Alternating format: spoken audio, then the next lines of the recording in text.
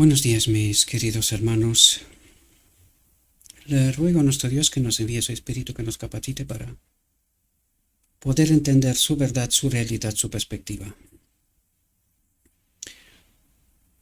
Hoy vamos a empezar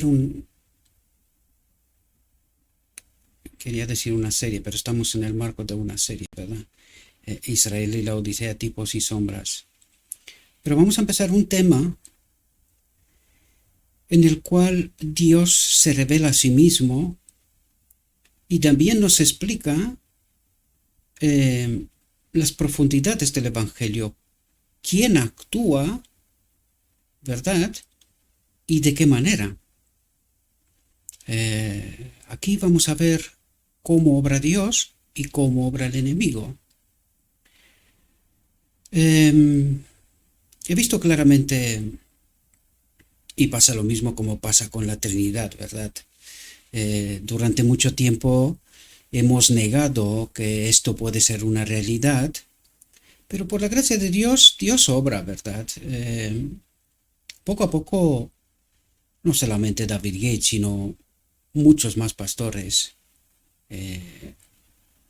por las circunstancias, se verán obligados a reconocer la apostasía. Pues lo mismo pasa con este hecho de que Dios no es el que mata, no es el que destruye. Y veo claramente esa negación de creerse, y lo digo en términos generales, ya sé que hay un grupo fiel y tratan de entender y profundizan, ¿verdad?, tratando de entender realmente cómo obra Dios. En esta serie, que serán 3, destruido, vamos a entender quién destruye y cómo, de qué modo, ¿verdad? Por falta de conocimiento. Es clave, aunque parece el título un título más. Esto es la esencia, en realidad, de lo que Dios trata de transmitirnos. ¿Quién es el destructor?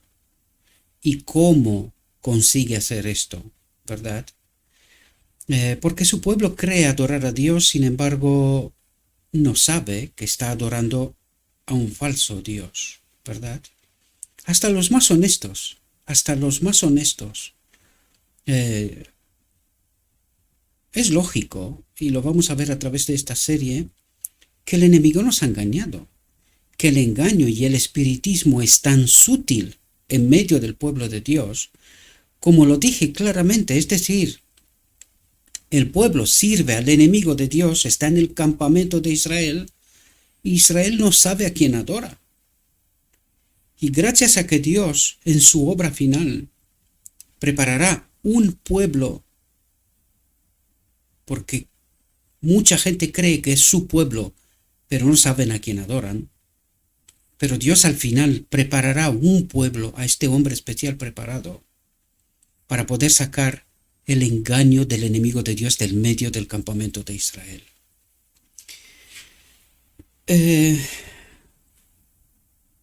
Como he visto que muchos de vosotros os negáis realmente siquiera a tratar de entender la profundidad de este asunto, porque lo he dicho muchas veces, lo seguiré diciendo todas las ocasiones que se me dan, no hemos de creer al hombre destruido por falta de conocimiento personal con este Dios personal en la palabra.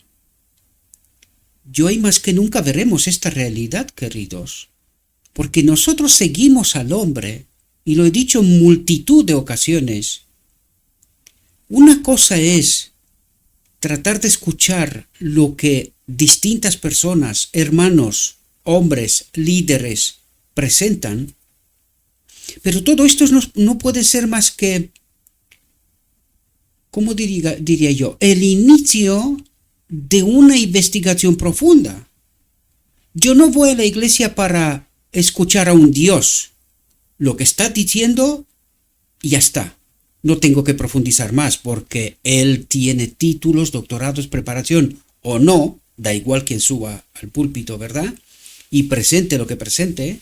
Aquello no es más que una razón para tratar de profundizar en el tema, de tratar de entender el tema. No creer que lo que está diciendo el hombre o mujer, según el caso, es exactamente así. Es decir, convertir al hombre en un Dios. La última palabra, la palabra que no contiene ningún error, la tiene siempre Dios. A Él tenemos que escucharle, a Él tenemos que buscarle, a Él tenemos que entenderle, y no se olviden la clave. Solo con su espíritu seremos capaces de entender. Un hombre, yo mismo o cualquier otro, puede plantear cosas, pero la última palabra la tiene la palabra, Dios. A Él tenemos que ir buscando la verdad. Por eso veo mucha gente, incluso algunos, dice no me gusta. Y sabéis que no hay cosa que odio más que gente que no deja sus incógnitas. ¿Verdad? También tengo que agradecer porque hay una serie de hermanos y hermanas que dejan mensajes. Y yo me esfuerzo a contestar públicamente a través de estas reflexiones a sus incógnitas. Porque necesitamos entender todos, ¿verdad? Por eso no lo hago de manera solo personal, porque necesitamos entender todas esas realidades, incluido yo. Yo me someto a lo escrito está. Trato de comprobar mi fe con lo escrito está. Que algunos son descontentos con lo que estoy declarando. Bien, como los bereanos, si vuestra fe es correcta, tenemos que comprobarla con lo escrito está. Yo y vosotros. Bien, entremos en nuestro tema porque permitámosle a Dios que hable, ¿verdad? El hombre dice muchas cosas. Yo digo muchas cosas. Pero veamos lo que nos dice Dios. Veamos si lo que creemos es verdad o se le parece, pero no lo es. Dice, destruido por falta de conocimiento.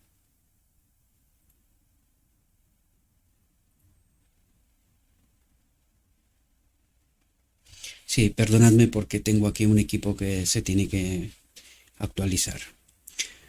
Os pido perdón. Vamos a entrar en nuestro tema, ¿vale? Destruidos por falta de conocimiento, primera parte. No se olvide el título, porque es la esencia de lo que Dios trata de transmitir, ¿verdad? Y vamos a ver quién destruye y por qué. Fijaos lo que nos dice Dios. Dice, durante más de medio siglo, después de la muerte de Eliseo, fijaos que nos lleva bastante por delante.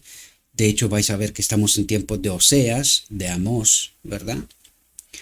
Dice, durante más de medio siglo después de la muerte de Eliseo, los reyes de Israel siguieron abusando de los ritos más sagrados de la economía hebrea y violando las leyes de Jehová. ¿Os acordáis cómo terminamos la reflexión anterior? Con una reforma profunda, ¿verdad? Más de medio siglo después de la muerte de Eliseo, pasó Elías, le siguió Eliseo, y medio siglo después todavía, es decir, había pasado un buen rato, ¿verdad?, en la historia de Israel. ¿Qué es lo que ocurre? De nuevo, los reyes de Israel siguieron abusando de los ritos más sagrados de la economía hebrea y violando las leyes de Jehová. Dice, Dios había hecho de su pueblo el depositario de su gracia. ¿Qué significa esto? Dios había hecho de su pueblo el depositario de su gracia, de su palabra, de sus obras. ¿Comprendéis? Recuerden que este es el tipo. Todo lo que nos dirá aquí se nos aplica, ¿verdad? Por lo tanto, Dice, Dios había hecho de su pueblo el depositario de su gracia, de su palabra, de sus obras, del espíritu de profecía la Odisea, ¿verdad? Pero perdiendo de vista este propósito, ellos y la Odisea, depositaria de la palabra de Dios, el testimonio de Jesús, porque lo decimos de boca, pero no lo creemos, no lo estudiamos, lo ignoramos, porque decimos, no, el espíritu de profecía no equivale a la Biblia. ¿Así? Igual es la fuente. ¿Cuál es la fuente de Oseas, Amós, Isaías, Ezequiel, Zacarías, Moisés? ¿Cuál es la fuente? ¿Es otra fuente? ¿Y por qué el espíritu de profecía, el testimonio de Dios en el marco de la Odisea, ha de ser infravalorado frente a lo escrito está? Es porque no entendemos el lenguaje del cielo, queridos. No entendemos el lenguaje del cielo. Por eso nos agarramos de ciertos textos, ciertas palabras sin entender la profundidad y el porqué de las cosas, y nosotros desconsideramos la palabra de Dios específica dada a la Odisea. ¿Y qué nos pasa? Lo mismo que a Israel. Pero perdiendo de vista este propósito, que es el depositario de la palabra de Dios y que es tan importante para esa obra final, sobre todo, ¿verdad? Hicieron traición ¿contra quién? ¿Contra los profetas? Contra la fuente, queridos. Hicieron traición contra el Señor. ¿La Odisea también? Sí, por supuesto. Por eso está como está. Es más, por eso se niega a aceptar que está como está, porque ella cree, según ciertos textos, una cosa, pero niega a creer otros textos que le dice otra cosa. Igual que Israel, estando en apostasía, dice, nosotros somos el pueblo escogido. ¿Escogido para qué? Para ser el depositario de su gracia y transmisor de esta gracia a un mundo que perece. Esto es lo único para la cual fuimos escogidos. No hay ningún otro privilegio más. La Odisea. Pero perdiendo de vista este propósito, hicieron traición contra el Señor y entre sí. ¿Cómo obra la iniquidad? ¿Cómo nos comportamos separados de la gracia? Traición contra el Señor y entre nosotros mismos. Y eso es lo que trata Dios de revelarnos. ¿Quién es el causante de toda esta obra? Y cómo actúa la iniquidad, ¿verdad? Dice, fue una época de violencia y derramamiento de sangre. Un rey tras otro fue asesinado para dar paso a otros ambiciosos. Nosotros leemos esto, pero necesitamos profundizar. Este es el pueblo escogido por Dios, el depositario de su palabra, de su gracia, sobre faz de la tierra. Pero no sé si entendemos lo que está diciendo que está ocurriendo en el pueblo escogido por Dios, la Odisea, antitipo de este tipo. Fue una época de violencia y derramamiento de sangre, un rey tras otro fue asesinado para dar paso a otros ambiciosos. Han puesto reyes, atentos, dice, han puesto reyes, declaró el Señor, pero no por mí. ¿Cómo? La Odisea, ¿escuchan bien? han puesto reyes, declaró el Señor, pero no por mí. Han hecho príncipes y yo no lo sabía. ¿Quién dice esto? No Gabriel, queridos. No Gabriel. Todo principio de justicia, todo principio de justicia fue dejado de lado hasta que el rey y el pueblo fueron despreciados por las naciones circundantes, por las iglesias circundantes, por el mundo que le rodea, la Odisea. Esto es para mí y para ti. ¿Comprendemos? ¿Dónde está Dios aquí? ¿Es Dios el que obra en el marco de la Odisea? ¿Fue Dios el que obró en el marco de Israel? Profundicemos. Sigamos. Dice, desde la ruptura del reino, desde la división del reino que venimos tratando todo este tema, ¿verdad? Dice, los israelitas habían estado sembrando el viento, la Odisea. Los laodicenses habían estado sembrando el viento, ahora iban a cosechar el torbellino. Y mi consejo, mis queridos hermanos, es pongan el oído a 100, la mente a tope, los ojos como de caracoles, bien grandes, y traten de profundizar lo que dice Dios. ¿De quién es toda esta obra y cuáles son sus consecuencias? Porque la Odisea, como Israel, ha estado sembrando el viento en este caminar hacia Egipto sin el Espíritu de Cristo. Ahora iban a cosechar el torbellino. ¿De quién es esta obra? ¿De Dios? ¿Y qué iban a cosechar?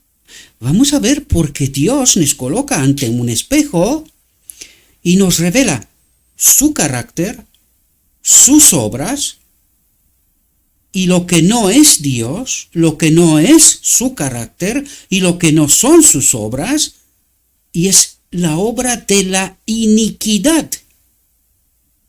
Y necesitamos entenderlo, porque necesitamos dar mucho más no me gusta y hacernos muchas otras preguntas, odiar al mensajero, porque nosotros somos poseedores de la gracia, conocemos bien a nuestro Dios, mientras Dios nos dice, estamos sembrando viento, y ahora toca cosechar lo que sembramos, pero sin Dios.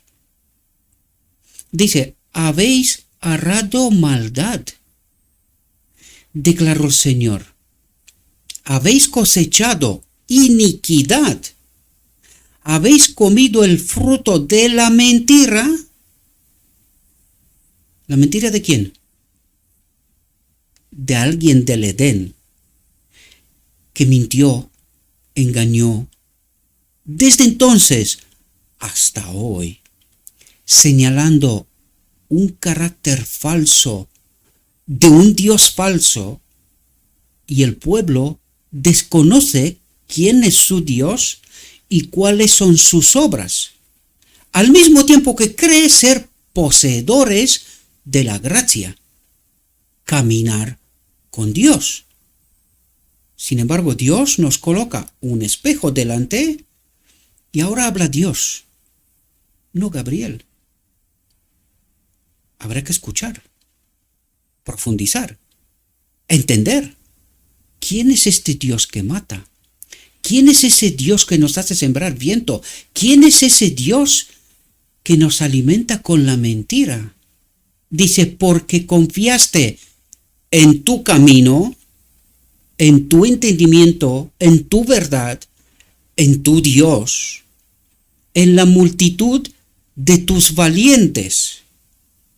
multitud de tus valientes, sacerdotes y maestros de Israel. ¿Comprendes la Odisea? Dice, por tanto, se levantará un tumulto en tu pueblo y todas tus fortalezas serán saqueadas. Cuando habla de todas tus fortalezas, todas tus doctrinas serán saqueadas. En una mañana, el rey de Israel, ¿cuál sería este rey de Israel? ¿Dios? En una mañana, el rey de Israel será totalmente destruido, llevado fuera del campamento de Israel, al desierto. No lo sé si entendemos el lenguaje del cielo, mis queridos hermanos. No lo sé si entendemos la profundidad del mensaje. No lo sé si entendemos que Dios nos está diciendo que estamos adorando a un falso Dios en el campamento de Israel, en el final del día de la expiación. Y nosotros señalamos el carácter de este gran engañador. El que destruye, el que mata, el que miente, el que engaña, como nuestro Dios. Este es el carácter de nuestro Dios, que está en medio del campamento de Israel, que Israel ha sido saqueado de su doctrina, de la gracia entregada por Dios a este pueblo, lo mismo que a Israel. Mientras que igual que Israel creen estar bajo la guía de Dios y no saben quién es su Dios, lo mismo la Odisea creen estar bajo la guía de Dios y no saben quién es su Dios. Por eso creen cosas raras. Cosas raras. Dice, de la tribu de Efraín, líder en la apostasía entre las 10 tribus, el Señor dijo, extraños han devorado su fuerza. Extraños, dice, han devorado su fuerza. Y él no lo sabe. Si las canas están aquí y allá sobre él, pero no lo sabe. Israel ha desechado lo que es bueno, declaró el profeta, quebrantados en el juicio, dice, incapaces de discernir. Cuando dice quebrantados en el juicio se refiere al día de la expiación, ¿verdad? Dice, incapaces de discernir el resultado seguro de la continua apostasía. Continua apostasía. Hay que estar atentos cuando Dios habla, ¿verdad?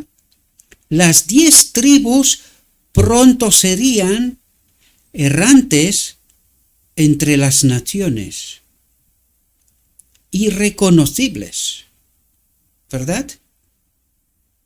Y cuidado que aquí nombran 10, faltan 2, un remanente, falta el remanente, que lo prepara Dios. Recuerden la reforma de Josafat, recuerden la batalla en donde Josafat e Israel no tuvieron que hacer nada. Pronto volveremos a eso, porque hay que entender ahí cosas importantes que Israel cree entender quién es su Dios, pero lo desconoce por completo. Dice, hubo en Israel quienes se dieron cuenta de que, a menos que fortalecieran su posición política, cuidado la Odisea, su posición política, no podrían recuperar el prestigio que habían tenido entre las naciones. Dice, pero en lugar de apartarse de aquellas prácticas que habían traído debilidad al reino, continuaron en la iniquidad, lisonjeándose de que cuando surgiera la ocasión, obtendrían el poder que necesitaban aliándose con los paganos. Ups. Yo no sé si aquí habla de Israel de antaño o habla de la Odisea. Habla de las dos, por supuesto. Pero recuerde que este texto es de 29 de enero de 1914. ¿A quién le habla Dios aquí? ¿A Israel de antaño o el Israel moderno? Moderno. Se repite la historia, clavadita, queridos. Ahora, yo pregunto, ¿quién obra? Porque yo ya lo sé que mucha gente diría, no, Dios es el que corrige y dirige toda la historia. ¿Estáis seguros?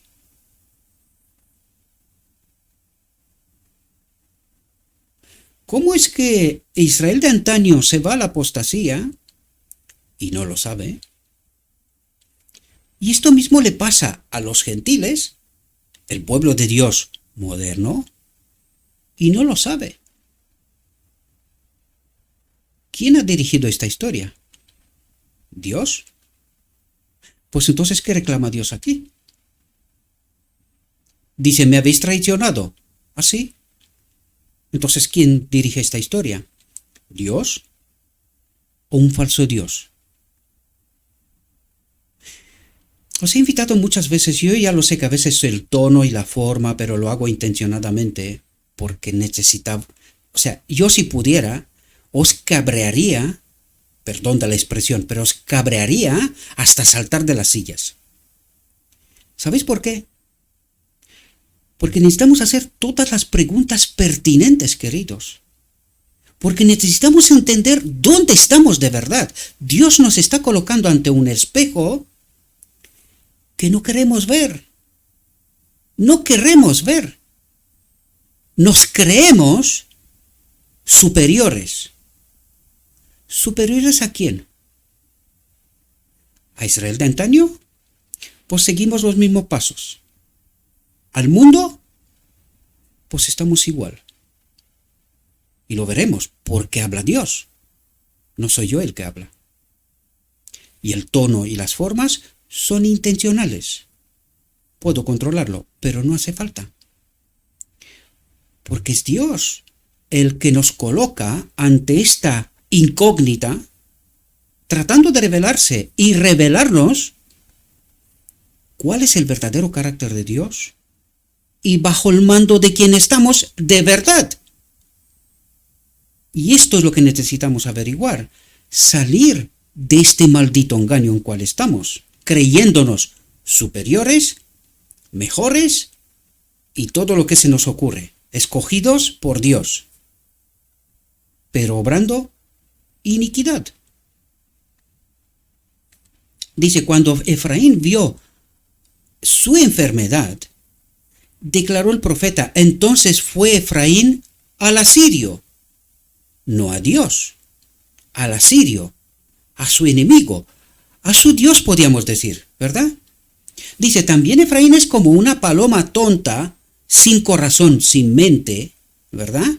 Dice, llaman a Egipto, van a Asiria, pero no a Dios. ¿Quién guía esta historia? Dios. Dice, hacen un pacto con los asirios. ¿Qué me cuentas, Laodicea? ¿Por qué estás tú en el ecumenismo? ¿Por la política? ¿Por ser reconocidos? Habla Dios, ¿eh? Dice, hubo en Israel quienes se dieron cuenta, hubo en Laodicea quienes se dieron cuenta de que a menos que fortalecieran su posición política, no podían recuperar el prestigio que habían tenido entre las naciones. Ser reconocidos como iglesia, ¿verdad? ¿Y a dónde fueron? Obtendrían el poder, dice, obtendrían el poder, ¿qué poder?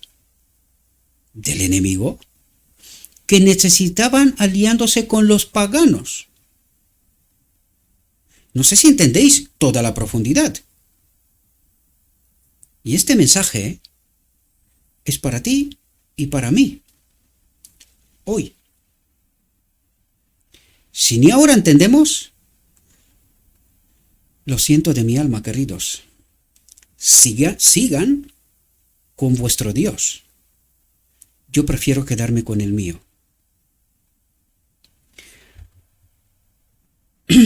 Dice, por muy pecadores, atentos.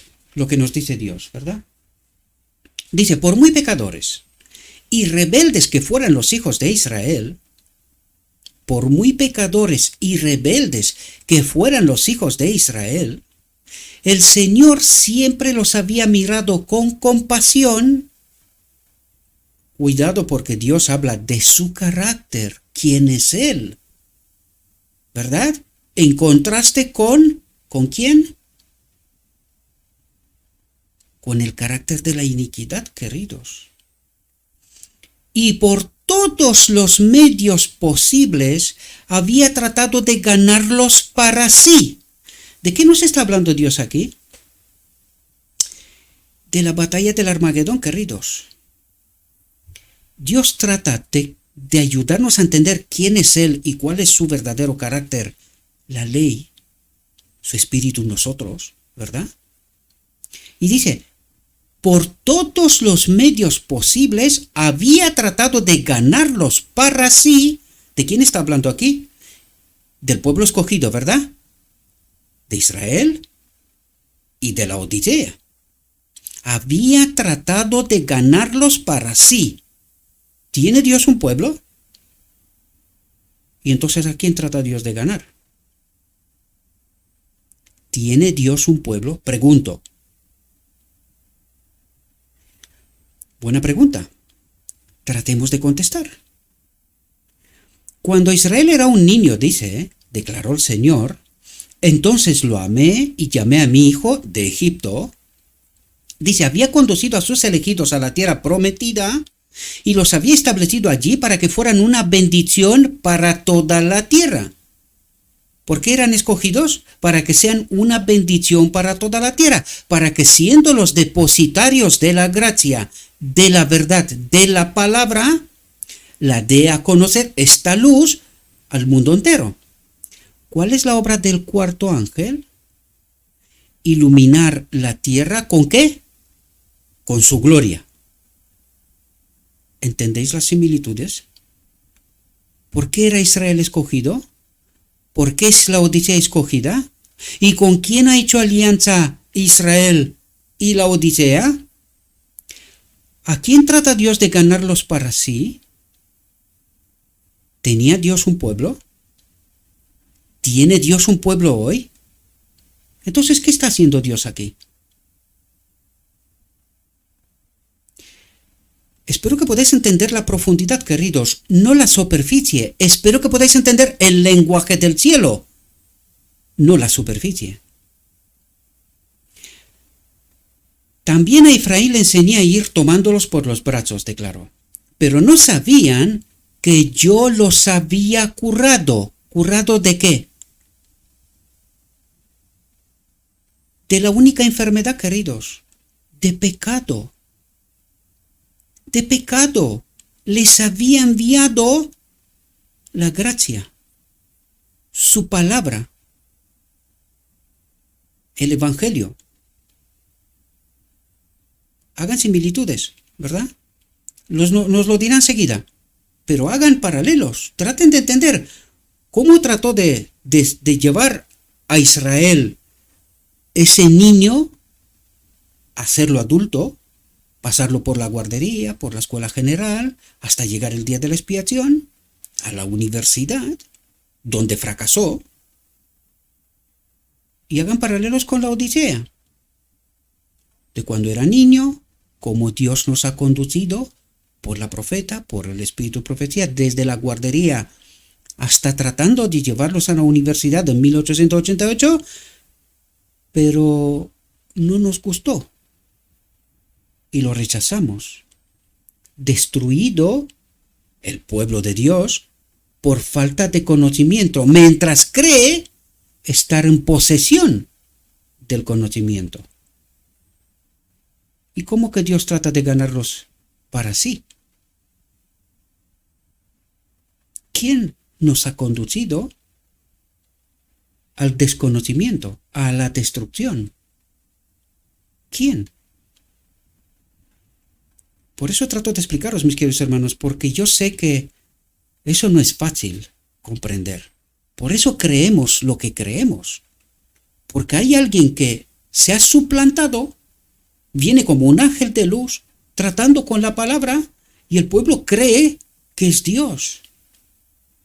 Recuerden el desierto de la tentación.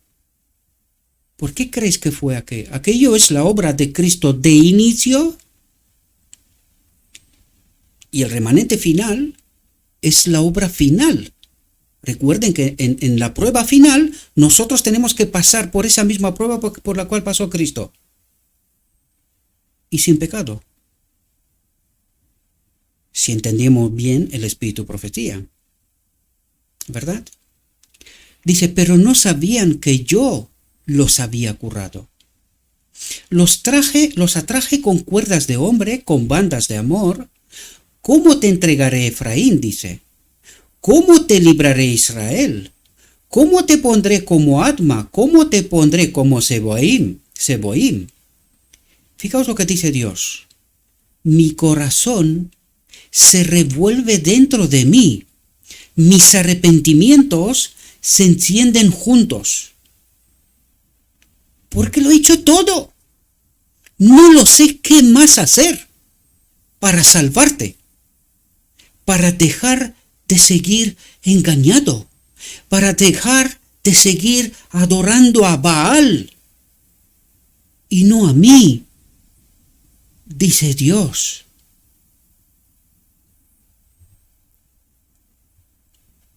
Dice, el Señor había reprendido a Israel por sus malas acciones y le había rogado que se enmendara, que corrija el rumbo, dice. También he hablado por medio de los profetas, dijo. He hablado por medio de los profetas, dijo. Me pregunto, ¿los habrá escuchado Israel en su día? No. Pero para nosotros hoy, no. Lo que escribieron estos profetas, que Israel de antaño no los escuchó ni los siguió, para nosotros hoy es la palabra escrita de Dios. Pero la Odisea, Dios le manda a su profeta, le manda su verdad específica para el día de la expiación, pero nosotros dudamos. No, es que esto no es equivalente a estos otros profetas. Estos sí eran profetas, pero este de la Odisea, hombre, pues no es digno de confiar plenamente. Son consejos, podemos tomar de aquí a allá algunas cosillas, pero sabéis, es que no es palabra de Dios. No se puede equiparar con la Biblia. A estos profetas, a los que Israel de antaño los ignoró, estos son dignos de confianza hoy. Pero para la profeta de la Odisea, no, a este no hay que escucharlo. Me pregunto, ¿cuál era su Dios y cuál es nuestro Dios? ¿De actuamos o que actuamos de la misma manera? Profundicemos si queremos encontrar respuestas reales a los problemas. Dice, también he hablado por medio de los profetas, dijo. Atentos, dice, y he multiplicado las visiones. ¿Por qué? Porque no me entendéis. Y he usado similitudes por el ministerio de los profetas. Me pregunto, ¿la Odisea entiende mejor que Israel de antaño? ¿Por qué tenemos tanta visión, tanta historia, tanta similitud? ¿Por qué? Porque el pueblo no entiende, el hombre no entiende. Mientras cree entender. Dice, por medio del profeta que se le apareció a Jeroboam ante el altar de Betel, por medio de Elías y Eliseo, por medio de Amós y Oseas, Dios había expuesto repetidamente ante Israel el resultado seguro de la desobediencia.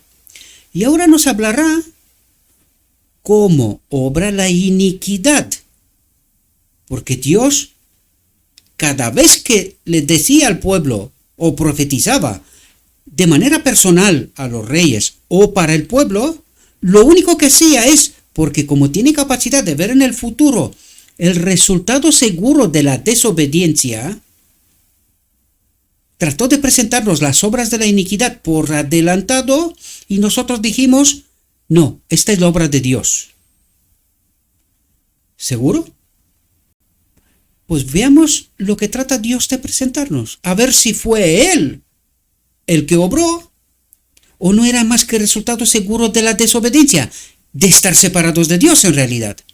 Fijaos, dice, pero a pesar de la reprensión y las súplicas, Dios súplica, ¿verdad?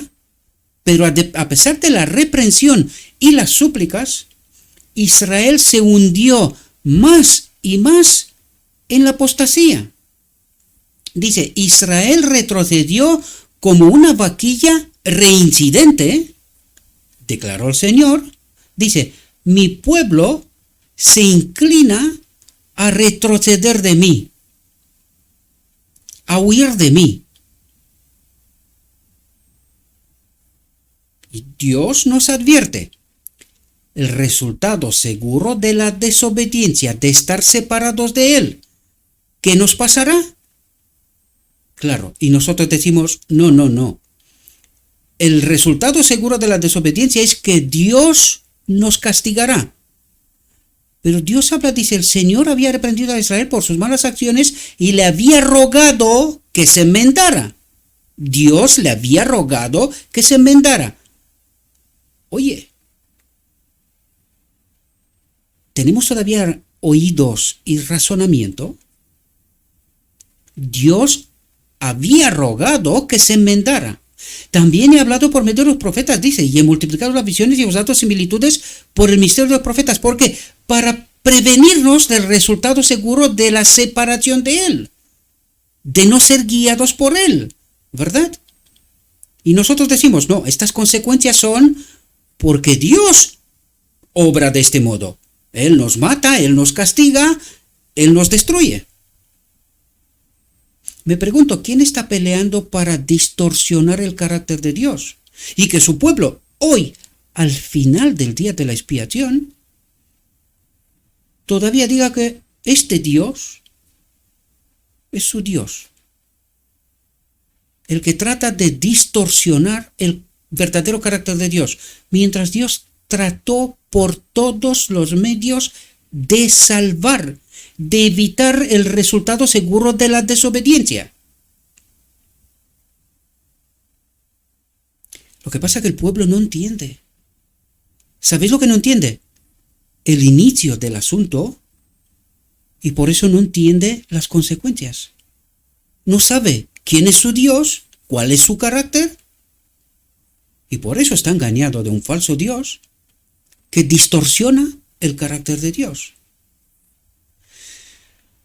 Dice, hubo momentos en que los juicios del cielo, lenguaje del cielo, ¿verdad? ¿Por qué dice? Porque nosotros necesitamos entender quién es nuestro Dios. Y aunque los ángeles caídos son ángeles caídos, Él no deja de reconocerlos como sus hijos, su creación, sus ángeles. Son caídos, ¿verdad? Ya llegarán a ver la consecuencia de su desobediencia, ¿verdad? Pero Dios los trata como sus hijos. Lo mismo que a nosotros. ¿Qué dijo antes? Que el pueblo de Dios estuvo en una continua apostasía. ¿Dejó de considerarlos su pueblo? No. ¿Dejó de pelear por ellos? ¿Dejó de tratar de ganarlos por sí, para sí? No. ¿Pero a quién servían? A Baal. ¿Entendéis el paralelo con los ángeles caídos? Porque por eso Dios habla así. Necesitamos entender el lenguaje del cielo, necesitamos entender el carácter del verdadero Dios. Dice, hubo momentos en que los juicios del cielo cayeron con fuerza sobre el pueblo rebelde. Por eso, dice, atentos, los corté por medio de los profetas. Los corté por medio de los profetas, declaró Dios. Atentos lo que dice. Los maté con las palabras de mi boca. ¿Qué hizo? Los mató con las palabras de su boca. Un momento. ¿Qué quiere decir aquí? ¿Dios mata con la palabra? ¿Eso es lo que queremos decir? Queridos, nosotros no entendemos cómo obra la iniquidad. desde el inicio, el enemigo de Dios trató de confundir a los ángeles. Y para que pueda confundir a los ángeles, ¿qué es lo que hizo?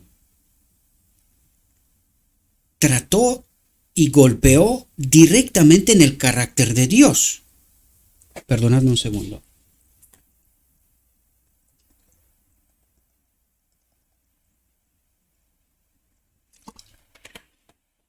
Bien, ¿qué nos dice la Escritura que es el carácter de Dios? El reflejo del carácter de Dios.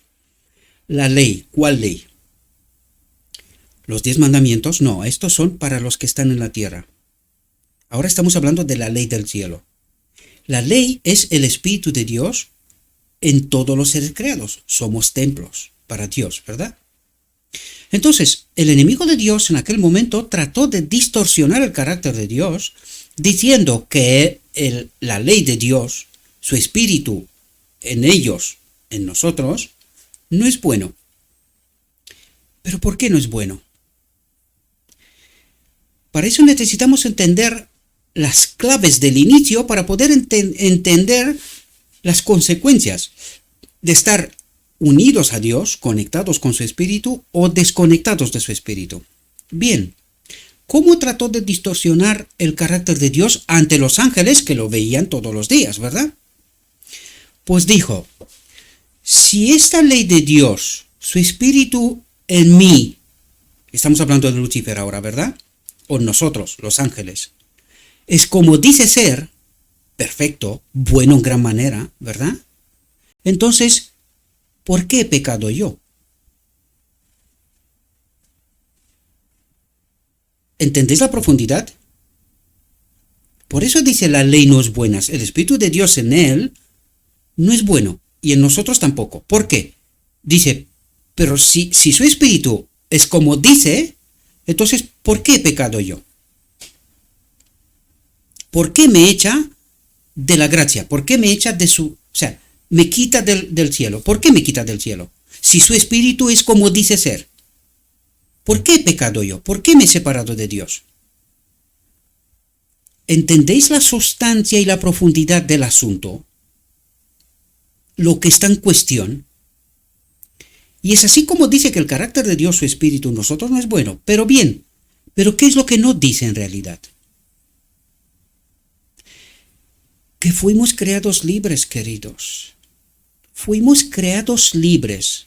¿Y eso qué significa? Que podemos elegir. ¿Elegir qué? Necesitamos entender que cuando Dios creó a Lucifer, el primer ser creado, la tercera persona en el orden celestial, ¿verdad?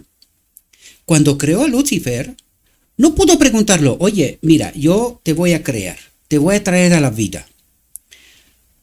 ¿Quieres vivir? ¿Quieres existir? ¿Podía preguntarlo antes de que exista? No. Entonces, ¿qué significa libertad de elección?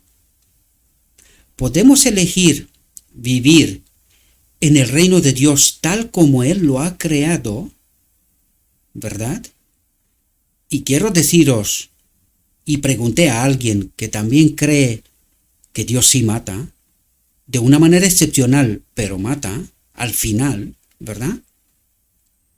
Y dije, oye, ¿la muerte existía en el reino de Dios antes de que el enemigo de Dios se separe de él? ¿Existía la muerte? Y la respuesta fue, como no puede ser de otra manera, no.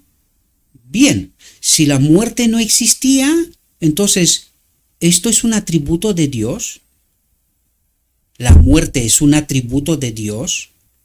Si no existía antes de que el enemigo de Dios elija separarse de Dios, morir, porque por eso Dios en 3 ocasiones habla con Lucifer y le dice, ¿no te das cuenta lo que tratas de elegir? Separado de mí no puedes existir, dejas de existir. Por lo tanto, por eso el enemigo de Dios dijo que en realidad Dios es un dictador. ¿Por qué? Porque solo podemos elegir vivir en su reino, tal como Él lo ha creado, o si no, dejaremos de existir. Entonces trata de decir, ¿y qué elección es esa? Eso o sea, pinta como si fuera una dictadura. O vives en mi reino tal como lo he planteado yo, o si no, dejas de existir. Y lo presentó como si fuera una dictadura. Bien, ahora, ¿por qué es tan importante entender el carácter de Dios? ¿Qué es lo que hizo Dios? Él trata de presentar su reino, ¿verdad? Que es la única opción viable, pero que es inmejorable. Por eso Dios se presenta a sí mismo como amor. ¿Qué es lo que hace amor? El amor sirve, ¿verdad? Entonces, en el reino de Dios, la muerte no existía. Ella existía como una opción remota, porque Lucifer escogió ignorantemente, pero escogió esta opción, ¿verdad? Pero no era una realidad. No era una realidad, porque todos los seres celestiales vivían en plena armonía. De hecho, cuando apareció la incógnita, se estremecieron, porque era algo totalmente desconocido. Incluso los ángeles, y buena parte de los que al final han quedado entre los ángeles caídos, quedaron y dijeron, estamos explorando algo que no ha pasado nunca. Entonces aquí lo único que se puede hacer es, por fe, confiar en Dios, y eso le pide al hombre también, o arriesgarnos y jugar la carta de ser como Dios. Porque ese era el planteamiento de Lucifer. Dijo, no, un momento, Dios nos está engañando. Él no quiere que seamos como Él. En realidad nosotros somos tan eternos como Él. Nos está engañando, no moriremos. Por eso viene y le dice a Adán en Edén, no moriréis. Porque Dios es amor, es vida. Entonces, la única opción viable es que todos vivamos. Yo no he visto a nadie morir. Por lo tanto, Dios nos está engañando. No vais a morir si le desobedecéis. No sé si podemos entender ese razonamiento en todo lo más profundo, queridos. Por eso el enemigo se esfuerza tanto en distorsionar el carácter de Dios. Esta es la batalla de Armagedón. ¿A quién creemos? ¿Confiamos en Dios como lo hacen todos los seres celestiales que confían en Él plenamente porque saben que viven en plena, perfecta armonía hasta que Lucifer rompió esa armonía, ¿verdad? Y de repente apareció lo que no existía hasta entonces. Separarse de Dios, que es la fuente de vida. Esto es lo que es la ley de Dios en el reino de Dios. Su espíritu, su carácter, vive en todos los seres creados.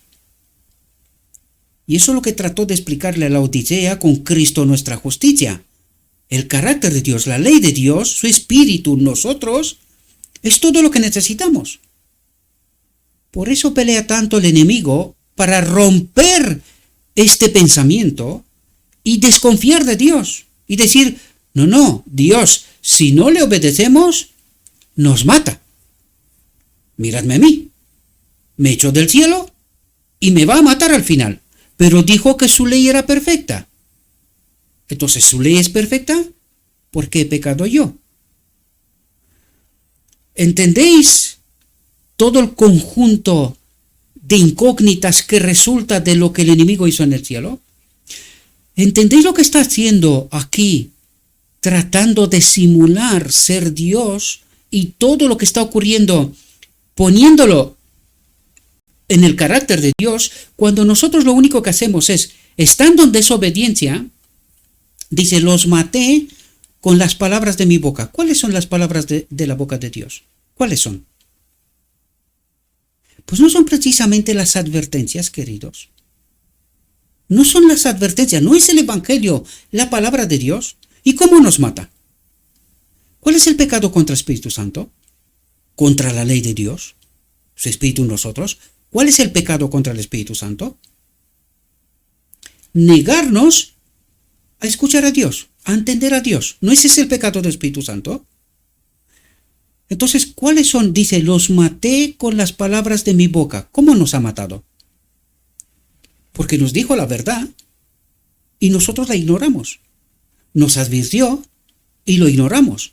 Nos mandó a su Hijo, pagó el precio por el pecado y no lo creemos.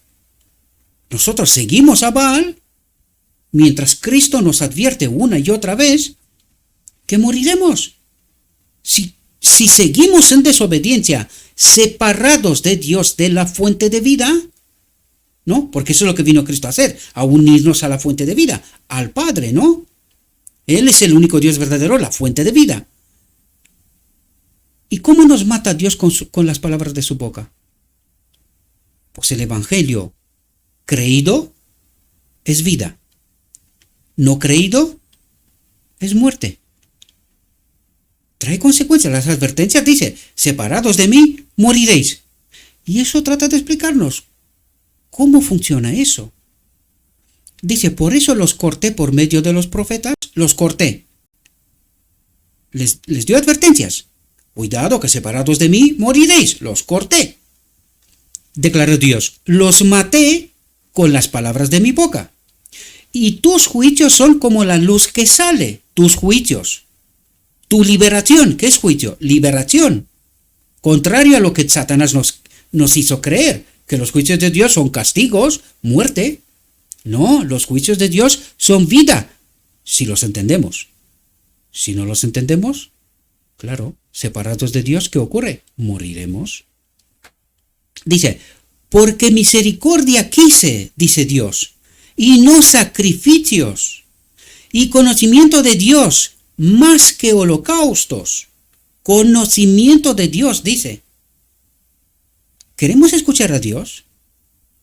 ¿O todavía seguimos creyendo al enemigo y ponemos en el carácter de Dios atributos que no tiene, que no le pertenece? Es el otro que con su carácter trajo la muerte y no es parte de los atributos de Dios.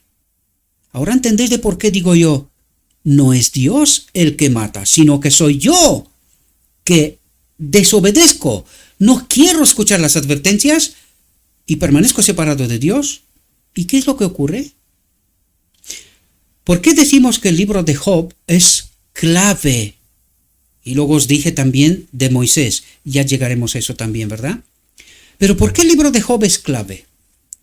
¿Qué es lo que hace? Y nos dice el Evangelio una y otra vez, ¿verdad? Nos da esa clave, pero rechazamos creerlo. ¿Qué es lo que hace el enemigo de Dios cuando va en el cielo? Dios le habla de Job en medio de este mundo caído, como sirviéndole a él, a Dios. Job le sirve a Dios.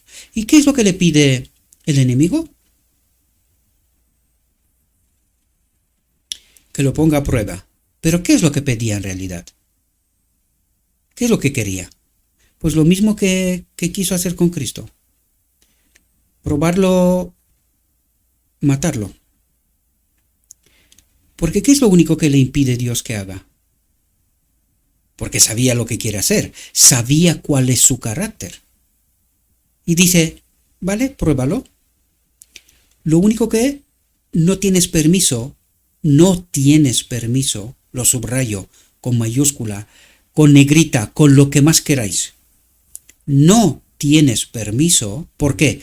Porque Job le pertenece a Dios, le obedece a Dios. Por lo tanto, Dios está en justicia exigiendo que a Job, que le pertenece a él, no lo toque. Más de lo que le permite. Y esto es una clave tremenda que nosotros no entendemos. Cuando estamos unidos a Dios, el enemigo de Dios no tiene poder sobre nosotros. Pero cuando estamos en desobediencia, Dios trata de rescatarnos, pero cuando llega el pecado contra el Espíritu Santo, repetidamente rechazamos obedecer a Dios, con la palabra de su boca, con las advertencias que Dios nos ha dado a través del Evangelio, dice, nos ha matado, nos abandona, al final nos deja en nuestra locura, estar separados de Dios. ¿Y qué ocurre? ¿Qué le impidió Dios a Satanás, mejor dicho, que haga con Job? Que no lo mate. ¿Qué hizo con Cristo? Lo mató.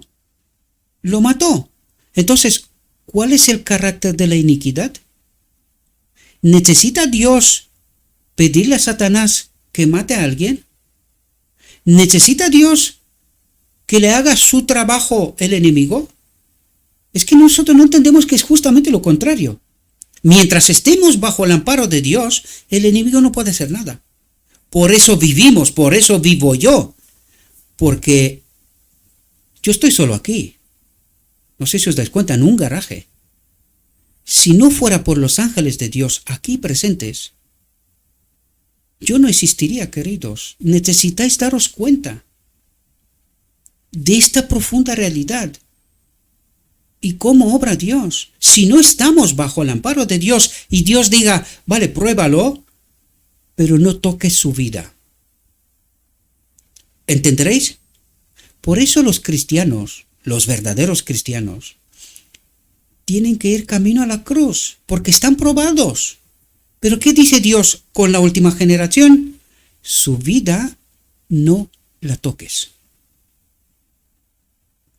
Pero cuando nosotros cometemos el pecado contra el Espíritu Santo, es decir, deliberadamente, una y otra vez, desobedecemos a Dios, Dios en justicia, ante la acusación del enemigo, tiene que retirarse. ¿Comprendéis? ¿Qué es lo que ocurre?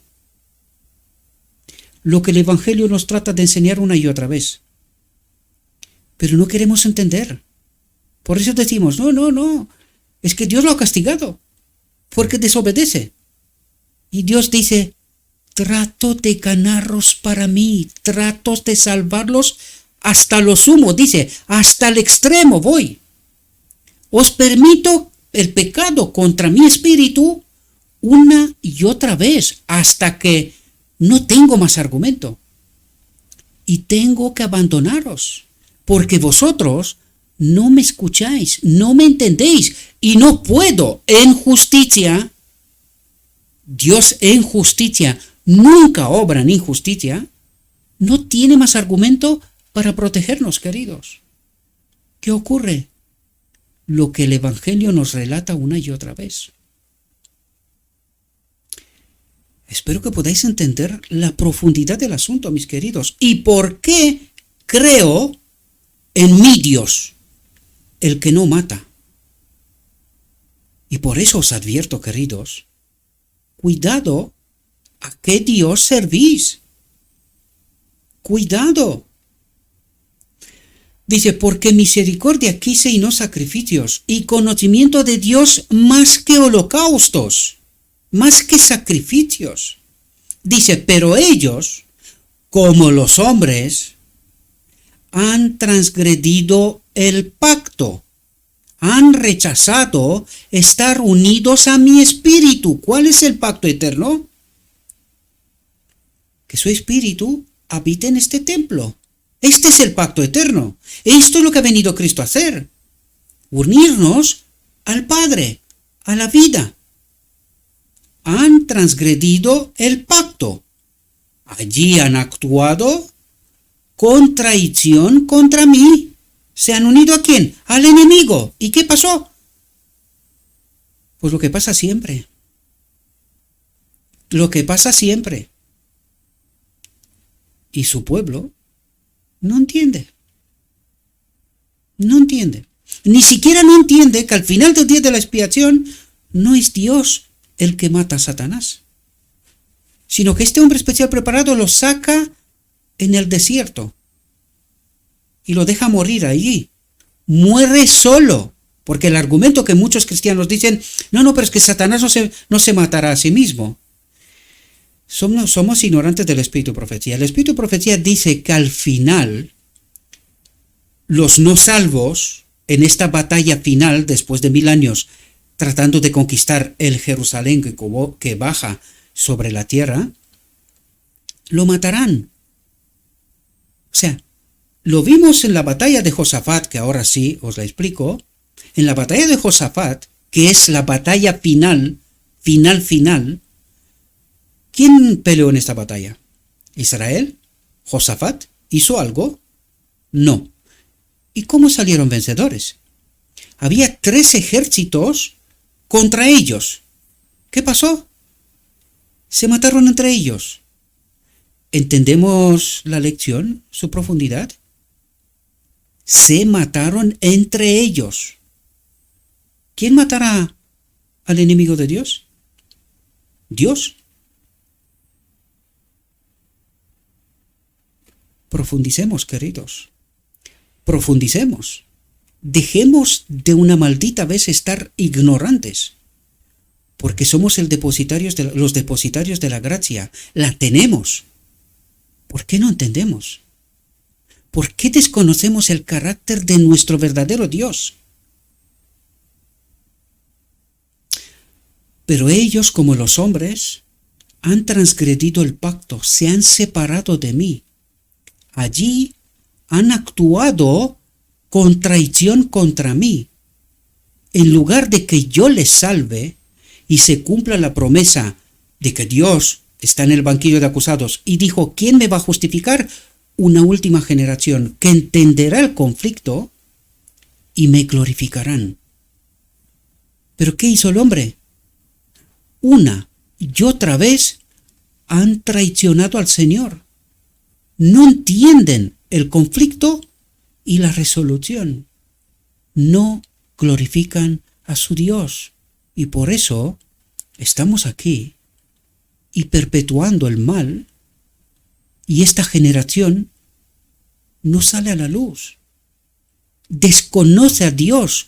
Están traicionando a Dios. En lugar de glorificarlo, su carácter, el que están bajo acusación del enemigo de Dios, perpetúan la iniquidad.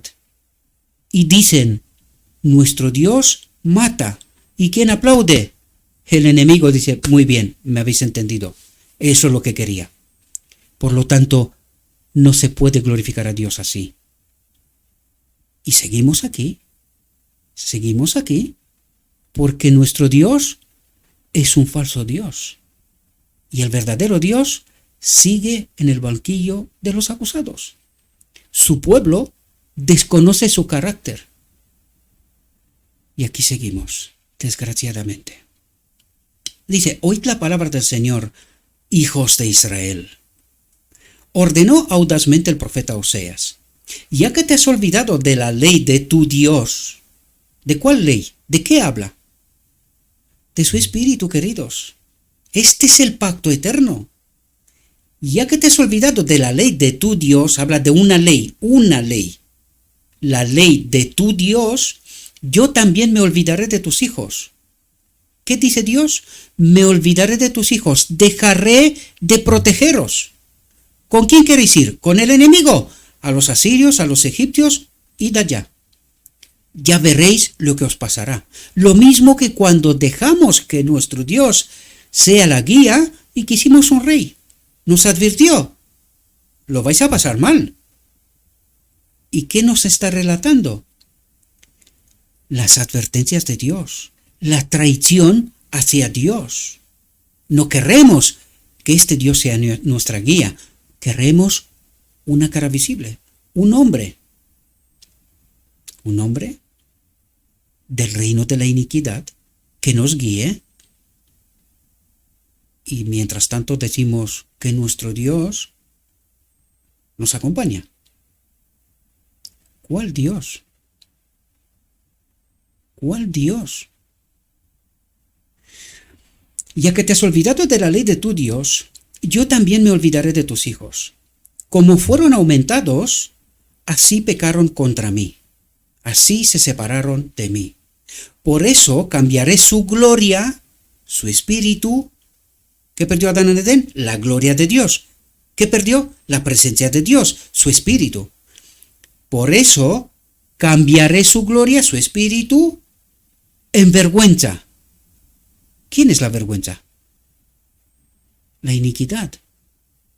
Y eso nos explicará a continuación.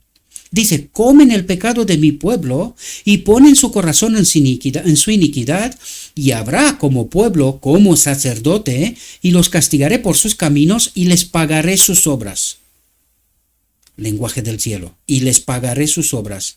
Les haré en su elección.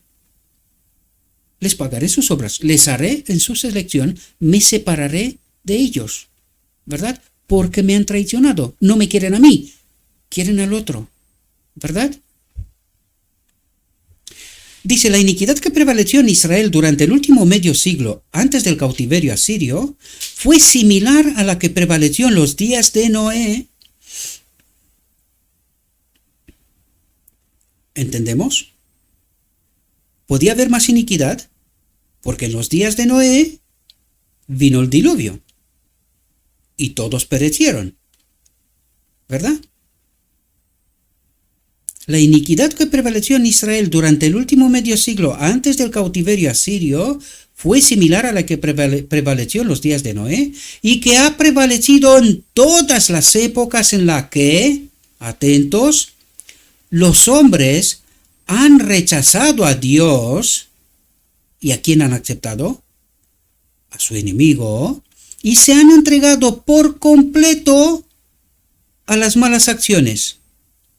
A las malas acciones, lenguaje del cielo. Al otro espíritu. Siempre la exaltación de la naturaleza por encima del Dios de la naturaleza. La adoración de la criatura, del hombre, en lugar del creador, ha dado lugar a los males más graves. Cuando el pueblo de Israel rindió a las imágenes de Baal y de Astoret, que simbolizaban la fuerza de la naturaleza, el homenaje que solo se debe a Dios, cortó su conexión con todo lo que es edificante y ennoblecedor, con su espíritu, con su presencia, lo que es edificante y ennoblecedor. ¿Entendéis el lenguaje del cielo? ¿Entendéis de lo que nos habla Dios? Y dice, y fue presa fácil de la tentación del enemigo. ¿Ahora entendéis? Dice, derribadas las defensas del alma. ¿Cuáles son esas defensas del alma? La presencia del Espíritu de Dios. Derribadas las defensas del alma, los adoradores descarriados no tenían ninguna barrera contra el enemigo, contra el pecado, contra la separación de Dios. ¿Y qué ocurría? Pues todo lo que el Evangelio nos relata una y otra vez. Y nosotros decimos, esta es la obra de Dios. Qué pena, ¿no? Qué pena. Dice, en el primer capítulo de la Epístola a los Romanos, el apóstol Pablo da una imagen sorprendente de la influencia degradante del culto a las criaturas, de aquellos que cambiaron la verdad de Dios. ¿Quiénes cambiaron la verdad de Dios? Las criaturas, el hombre, que se pone a sí mismo como Dios, ¿verdad? Por la mentira, cambiaron la verdad de Dios por la mentira y adoraron y sirvieron a la criatura, que vive en el reino de la iniquidad bajo el poder de un otro espíritu, y a través de la criatura, ¿a quién están adorando en realidad? ¿Qué nos dijo desde la división del reino toda la historia? ¿A quién adoraba Israel? ¿A través de sus maestros y que ellos mismos adoraban a Baal? Y adoraron y sirvieron a la criatura más que al Creador. Escribe. Dice, cuando conocieron a Dios, no lo glorificaron como a Dios, ni le dieron gracias, sino que se envanecieron en sus imaginaciones y su necio corazón fue entenebrecido. ¿Qué hicieron? Se separaron de Dios. ¿Por qué? Dice, se envanecieron en sus imaginaciones. Creían estar en posesión de la verdad. ¿Y quién es la verdad? ¿Cuál es el pacto eterno? El Espíritu de Dios, la ley de Dios, en este templo. Y ellos se envanecieron. Dice, para guardar la ley, 600 y tantos mandamientos. Para guardar la ley. Se envanecieron en sus imaginaciones. ¿Quién les guió a estas imaginaciones, a estas apostasías? Dios. Dice, cuando conocieron a Dios, no lo glorificaron como a Dios ni le dieron gracias. No aprovecharon la ocasión de permanecer unidos a Dios, porque cuando dice cuando conocieron, cuando estaban unidos a mí, ¿verdad? Empezaron a envanecerse. Y su necio corazón fue entenebrecido, dejó de discernir, ¿verdad? Dice, profesando ser sabios, doctores de la ley, nuestro padre es Abraham y tal, viene Cristo y les dice, no, vuestro padre es Satanás. ¿Qué doctores en conocer a Dios? ¿Estáis locos? ¿Qué os está pasando? Conocer a Dios es que su espíritu habita en este templo. ¿Y qué vino Cristo a hacer? Eso mismo. ¿Y eran sabios? ¿Le entendieron? ¿O lo mataron? Profesando ser sabios, se volvieron necios y cambiaron la gloria del Dios incorruptible por una imagen semejante a la del hombre corruptible, siguiendo a los doctores de la ley, a los fariseos, saduceos y tal. ¿Qué hizo el pueblo? Mátalo. Queremos a Barrabás. ¿Representante de quién? Del enemigo. ¿Entendéis lo que nos dice Dios? Dice, por una imagen semejante a del hombre corruptible, a la de las aves, a la de los cuadrúpedos y a la de los reptiles. Porque hay que entender todo el mundo, todo el planeta y todas las religiones, ¿verdad? ¿Y quién es el causante de todo esto, verdad? Dice, por lo cual Dios también los entregó. Ups. ¿Entendéis el pecado del Espíritu contra el Espíritu Santo? Por lo cual Dios también los entregó. ¿A quién? Dice, a una mente reprobada. ¿Cuál es esa mente reprobada? La del enemigo de Dios. ¿Reprobada por quién? Por todo el cielo. Por eso lo expulsaron.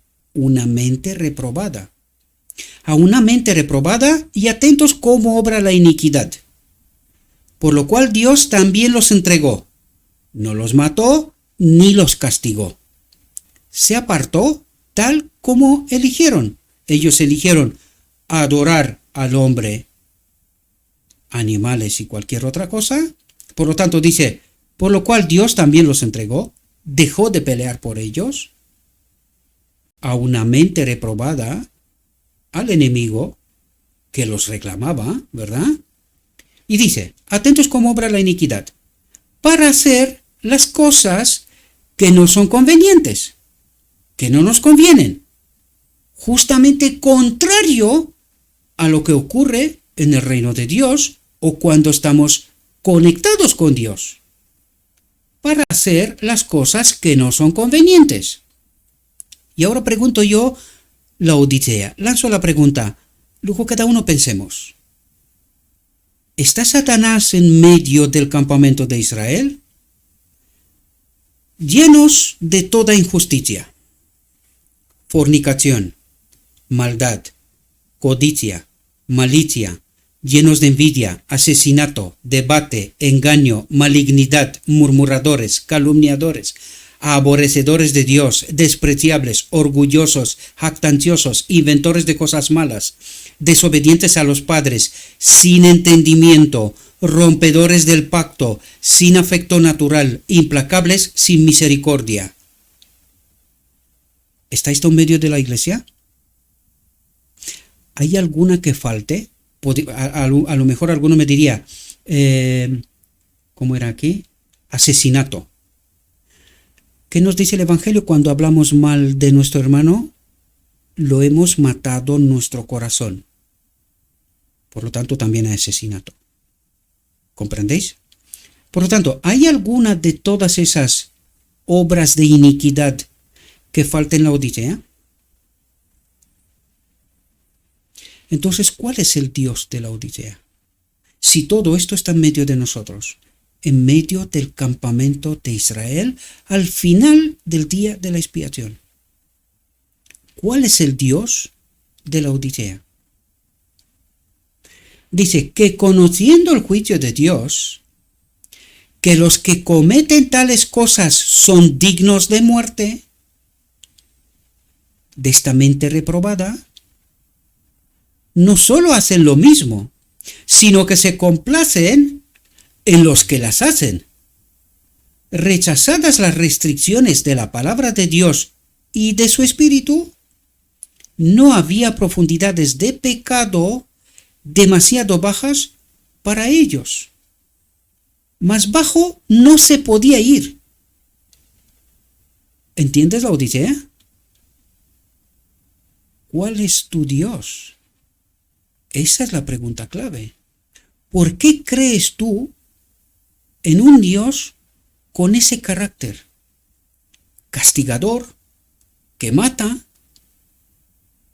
¿Cuál es tu Dios? ¿Este?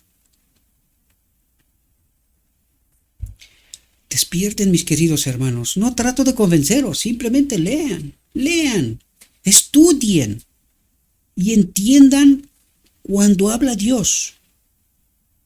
No los hombres, Dios. Dice, así ocurrió con Israel.